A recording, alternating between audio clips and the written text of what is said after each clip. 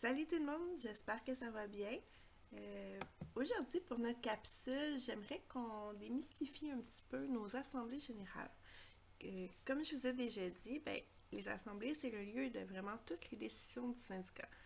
C'est aussi là que vous pouvez nous donner démocratiquement des mandats. Il y a d'abord deux types d'assemblées, les assemblées ordinaires, puis les assemblées extraordinaires. Dans les assemblées ordinaires, on a vraiment plusieurs sujets, là, ce qu'on dit, on fait beaucoup de poutine, c'est-à-dire qu'on a un ordre du jour aussi à respecter. Puis dans nos statuts et règlements, on a une procédure à respecter là, par rapport aux sujets aussi. Là. Les sujets, ils peuvent évidemment être adaptables en fonction de ce qu'on a besoin, en fait, de vous parler. Pour les assemblées extraordinaires, elles sont convoquées pour traiter d'un seul sujet. Donc, on n'ira pas faire des lectures de procès-verbal, on n'ira pas vraiment plus large que le sujet pour lequel il vous a été convoqué. Souvent, c'est pour un vote sur une lettre d'entente, par exemple, ou pour le vote sur les négociations. Là. Ou ça pourrait être aussi parce qu'on a besoin d'un mandat en particulier. Donc, la grande majorité d'entre vous, vous avez déjà assisté à une ou plusieurs assemblées. Donc, vous savez qu'on a un quorum à respecter. Le quorum, c'est le nombre de personnes présentes lors de l'assemblée, sans quoi on ne peut pas avoir de vote. On peut quand même vous passer les points, mais on ne pourra pas voter sur rien durant cette assemblée-là. Donc, on ne pourra pas prendre de nouveaux mandats, on ne pourra pas valider des points non plus. Je sais que vous êtes quand même habitués là, aux assemblées, mais il y a quand même des procédures là, qui peuvent être un petit peu difficiles à comprendre. Puis ces procédures-là, ils n'ont pas vraiment évolué non plus au cours des années. Puis heureusement, on n'est pas vraiment à cheval là, sur ces procédures-là. Sauf qu'il existe quand même. À la CSD, on a 10 règles de procédure qui doivent être respectées. Comme je vous dis, on n'est pas à cheval dessus sur ces règles-là. Là.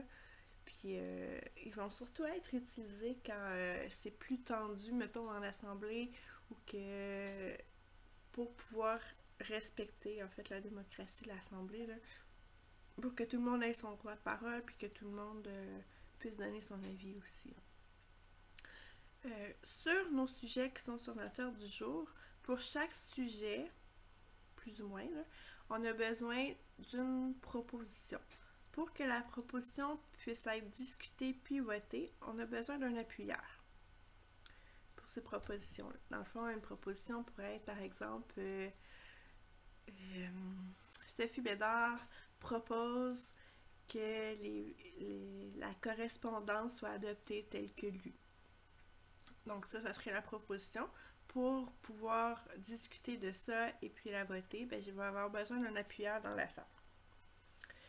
Quand on a un proposeur, un appuyeur, on peut discuter en fait de cette proposition-là.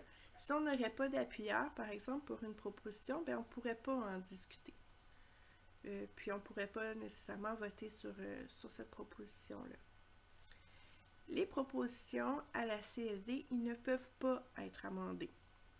Ça veut dire que quand il y a une proposition qui a été faite, qu'il y a un appuyeur, il n'y a pas quelqu'un pendant la discussion qui pourrait se lever et dire « Ouais, mais moi, j'aimerais ça rajouter telle portion à la proposition. » Supposons que la proposition, c'est d'aller souper à 17h à Saint-Hubert, mettons. Puis là, il y a quelqu'un pendant la discussion qui se lèverait « Ouais, mais moi, j'aimerais ça qu'on aille souper à tous les jours à 17h à Saint-Hubert. » T'sais, on ne pourrait pas rajouter le « à tous les jours » dans la proposition.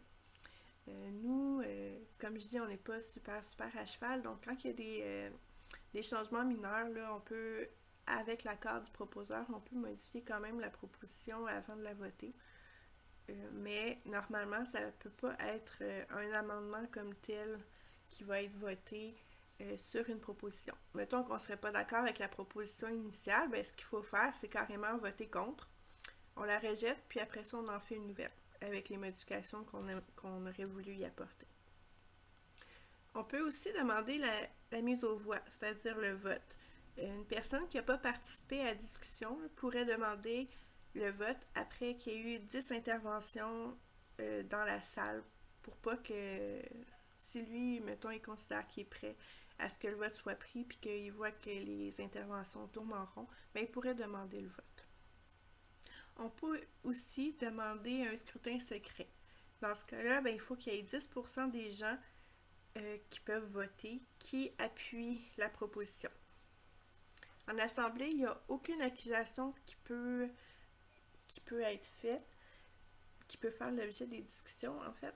Puis, elle peut pas être soumise non plus à l'Assemblée si l'accusé n'a pas été avisé par écrit au moins 15 jours en avance. Les langages grossiers puis toute insinuation aussi, ils peuvent être réprimés par le champ, soit par le président ou par une autre personne à qui le président demande de le faire. Il est aussi possible de faire inscrire sa décidence au procès verbal. C'est quoi ça, la décidence? En fait, c'est quand il y a un vote qui est pris puis qu'on n'est vraiment pas d'accord avec la décision qui a été prise, on peut demander à ce que ça soit inscrit au procès verbal. Supposons que le vote pour le souper à 17h a passé, puis moi je suis vraiment pas d'accord, mais je pourrais me lever puis dire j'aimerais que ma décidence soit inscrite sur ce vote-là. Donc au procès verbal, on verrait Sophie Bédard donne sa décidence pour ce vote-là. En assemblée, on peut aussi renvoyer un sujet à un comité ou à un autre moment en faisant une proposition. C'est sûr que pour ce renvoi-là, il faut que la proposition soit en bonne et due forme. Là. Il faut un appuyeur aussi qui l'appuie. En assemblée, on peut aussi faire des avis de motion. Les avis de motion, je vous en ai glissé un mot dans d'autres capsules. C'est quoi ça, un avis de motion? En fait, c'est un avis qui est utilisé pour qu'on puisse reconsidérer une décision ou un scrutin qui a déjà été fait. Par exemple, pour pouvoir changer nos statuts et règlements, qui est une décision d'assemblée, bien, on doit utiliser l'avis de motion. Ça fait que dans une première assemblée, on fait l'avis de motion. Donc, à l'assemblée suivante, le sujet est à l'ordre du jour. Puis là, on doit se prononcer, est-ce qu'on veut, dans le fond, avec un premier vote, est-ce qu'effectivement on veut discuter de cette décision-là? Si le vote est favorable, on peut en discuter puis passer à un autre vote pour le changement qu'il pourrait y avoir. Puis si l'Assemblée ne veut pas en discuter, ben on fait juste passer outre ce sujet-là parce que l'Assemblée ne veut pas qu'il y ait de rediscussion sur la décision. C'est la façon de faire, donc ça prend toujours comme 2 assemblées pour pouvoir discuter d'un avis de motion. On ne peut pas en discuter sur le champ à l'Assemblée même où on le fait. Puis aussi, il faut que la personne qui ait fait l'avis de motion soit présente à l'Assemblée suivante, parce que c'est comme elle qui est responsable du sujet finalement. On peut aussi faire parvenir des questions de privilège. La question de privilège, elle doit parvenir 5 jours avant l'Assemblée au secrétaire pour pouvoir figurer sur l'ordre du jour. Supposons que quelqu'un voudrait discuter d'un sujet en particulier, bien, il faudrait qu'il nous fasse parvenir son sujet au moins 5 jours avant l'Assemblée. On peut aussi évidemment ajourner la rencontre à tout moment, tout dépendant de la raison. Là. Mettons qu'il y aurait une urgence ou qu'on aimerait avoir plus de temps pour penser à un sujet, il y a quelqu'un qui pourrait proposer d'ajourner la rencontre. Puis quand on fait en fait la reprise, ben pour le quorum, c'est pris en compte la somme des 2 assemblées pour le quorum. Donc on pourrait commencer un après-midi puis finir en soirée, supposons qu'il n'y aurait pas assez de monde. Ben là, pour notre quorum, pour nos décisions, ben ça serait le total des 2 rencontres là, qui seraient compilées. Donc, c'est pas mal ça pour nos règles de procédure en Assemblée générale. J'espère que vous avez un petit peu mieux compris comment fonctionne la poutine, comme on dit.